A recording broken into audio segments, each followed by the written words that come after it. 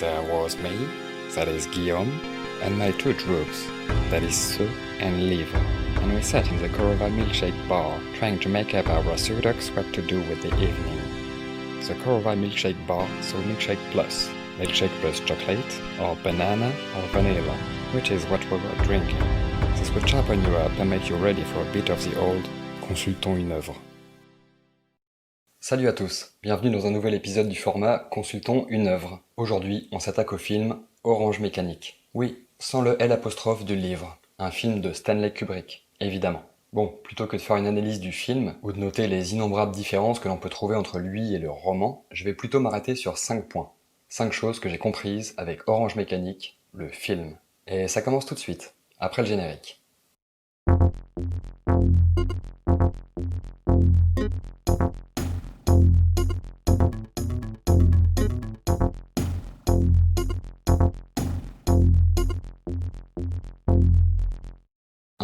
Il est possible de choisir d'adapter une atmosphère plutôt que des éléments d'intrigue. Et oui, comme souvent, des libertés ont été prises par rapport au livre. Stanley Kubrick a écrit le scénario seul à partir du roman d'Anthony Burgess. Il n'a pas invité l'écrivain à travailler sur cette adaptation. Dans l'ensemble, si le scénario suit les grandes lignes du livre, on peut tout de même noter un certain nombre de différences. Des parties, des événements ont été omis et d'autres ont été ajoutés. Les personnages, pour des raisons que l'on peut comprendre, sont des hommes adultes, et pas des adolescents de 14 ou 15 ans. En revanche, Kubrick est parvenu à développer une atmosphère, une ambiance relativement fidèle au livre. Décalée, dérangeante, baroque, novatrice, hors norme, et il est aussi parvenu à rester fidèle au thème du roman, au centre desquels la violence humaine et la violence de nos sociétés. Ceci dit, le matériau n'étant pas le même, la violence n'est plus seulement suggérée, elle est cette fois-ci visible à l'écran. Et le ton du film étant moins humoristique que le livre, on peut comprendre que de nombreux spectateurs aient été, et soient encore, choqués. Burgess lui-même désapprouve la violence du film, parlant même, dans un premier temps, de pornographie. Cela ne l'empêchera pas d'en faire la promotion et de le défendre, car force est de constater que le travail d'adaptation de Kubrick, dans son style, est bon, voire très bon. Les atmosphères des deux œuvres restent proches, et c'est assez rare pour être salué. Bon, on reviendra sur la fin du film avec mon 5e point, mais on peut noter que Kubrick en a donc fait une interprétation personnelle, et c'est très bien. 2. Il est possible de retranscrire la violence à l'écran, sans hémoglobine ni musique d'horreur. Il y a bien quelques traces de sang, mais l'Orange Mécanique n'est pas un film d'horreur, et il est très loin des films d'horreur ou même des thrillers modernes. L'objectif de sa réalisation est de déranger, de troubler, de créer le malaise, pas de terrifier. Certains ont dénoncé une esthétisation et donc une apologie de la violence ou de l'ultra-violence, comme la nomment elle-même les deux œuvres. Et il faut reconnaître que l'utilisation de la musique classique, la précision et le soin apportés à chaque plan, les ralentis, les plans larges et disons le charisme du personnage principal sont esthétiques. La violence y est-elle pour autant encouragée? Le film en fait-il l'apologie en la justifiant? Chacun en jugera. Kubrick et Burgess ne sont pas d'accord. Et personnellement, je trouve cette théorie tirée par les cheveux. Et j'ai même envie de dire l'inverse. Le film raconte la violence, toutes les violences, jusqu'à nous en dégoûter, jusqu'à nous en horrifier. Et c'est un sacré tour de force que d'être parvenu à faire ressentir de telles émotions aux spectateurs sans utiliser des mètres cubes d'hémoglobine, d'armes à feu, ni d'effets sonores ou de musique de films d'horreur.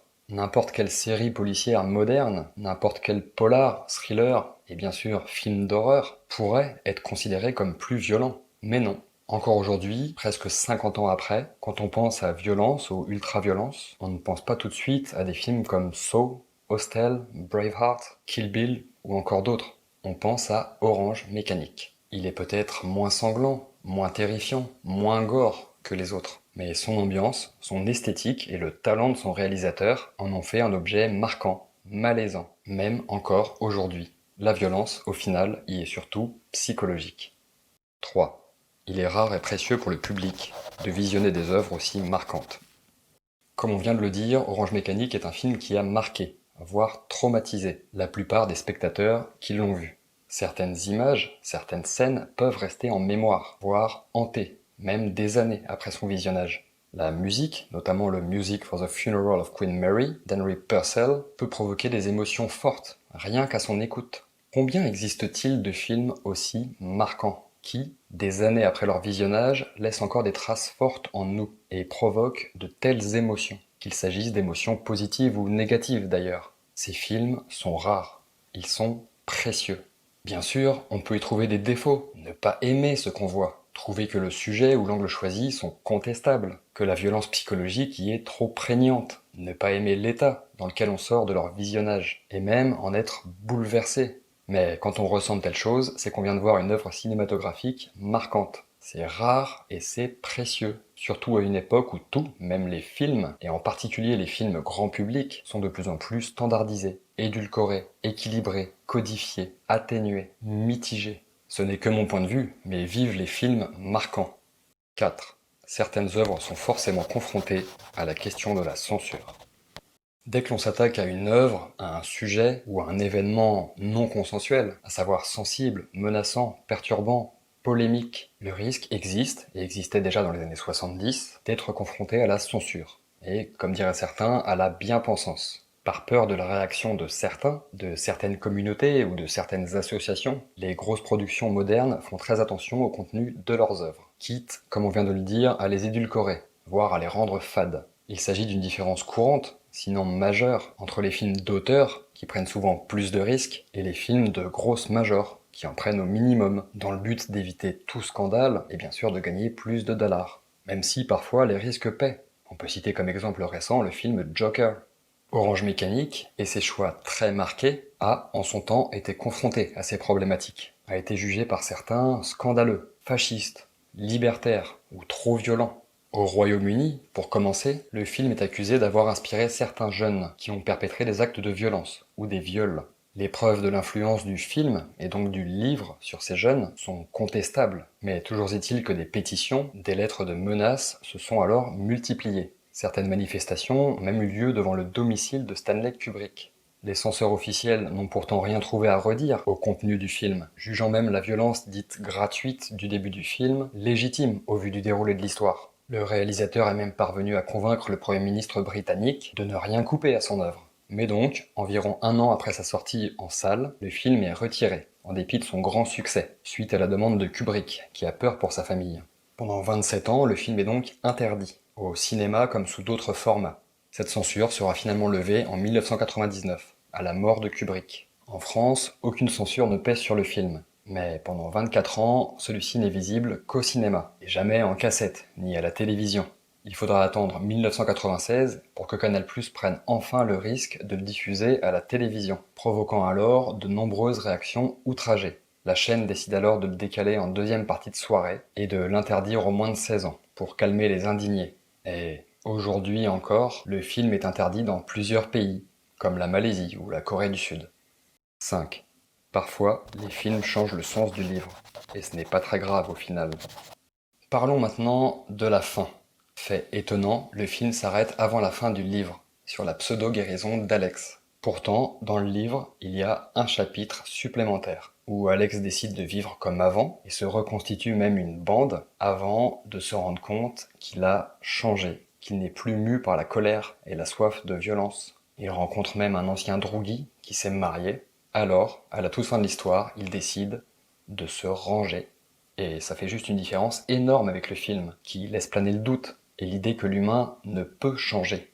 À noter, le livre était sorti en version américaine sans ce chapitre final, qui, pour d'obscures raisons, avait été retiré par l'éditeur. Et Kubrick a scénarisé son film en se basant sur la version américaine du livre. Ce n'est qu'en cours de tournage que Burgess le contacta pour lui apprendre qu'il existait un chapitre supplémentaire. Le réalisateur l'a lu, la jugea peu intéressante et décida de ne rien changer à son script. Il était comme ça, Stanley. Quand il avait une idée en tête, fallait pas le faire chier. Dans le roman, on a donc suivi des adolescents devenir adultes. Et le livre présente l'idée que la fureur, la colère de la jeunesse peut s'estomper, qu'elle peut se calmer. Pas chez tous, peut-être, mais chez Alex et son ancien drogué, oui. Le film, notamment pour des raisons techniques, ne met pas en scène des adolescents, mais des adultes. Et à la fin, on peut en conclure que la violence est une fatalité. Le livre laisse entendre que la colère, la rébellion dure un temps, mais qu'elle peut disparaître. Peut-être que la jeunesse a besoin de se faire, comme on dit. Peut-être s'agit-il d'une étape nécessaire et naturelle chez l'être humain, ou chez certains êtres humains. On n'a pas de réponse, mais on peut l'envisager. Le film n'apporte pas cet éclairage qui fait une différence fondamentale. En conclusion,